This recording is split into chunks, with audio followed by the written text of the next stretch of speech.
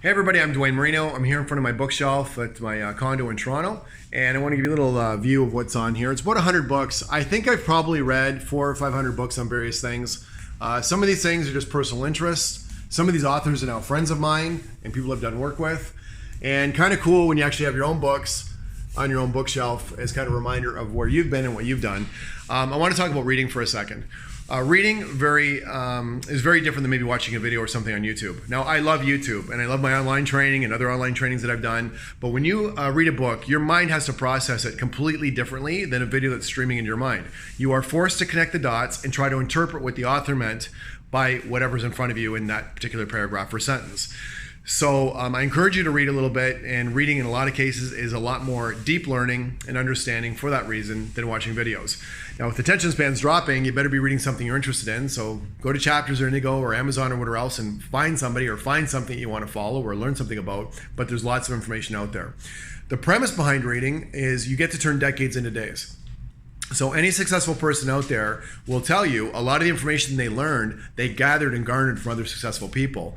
And if you want something in your life, the great news is there's probably somebody out there that's already done it in a very similar fashion, not exactly, and maybe in a bigger, better way. And they probably have put out a book to tell you how to do that. So success leaves clues. There's always breadcrumbs that you can follow, and so does failure. Make sure you're following successful people that have done it, not just people that talk about it. One last comment on libraries and books and bookshelves and things that way.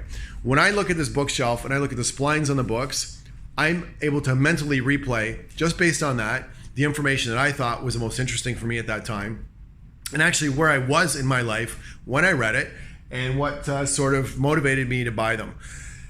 This is something of interest to a lot of people when they finally build a library, build a bookshelf. In Napoleon Hill's book, I think what he talks about is that when you see a great big home or a mansion and you go inside, most of them have libraries. And the point that he made, which is I think very true, is that the house was built around the library. The library was not built around the house. What he means by that is that person read those books, and those books put them in a position to have that lifestyle and have that income.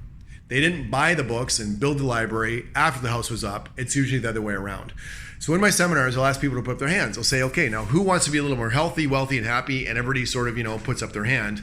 And then I'll tell them, okay, great. Now share for me the people that you're following and the people that you're reading that's going to get you to be a little more healthy, wealthier, happy.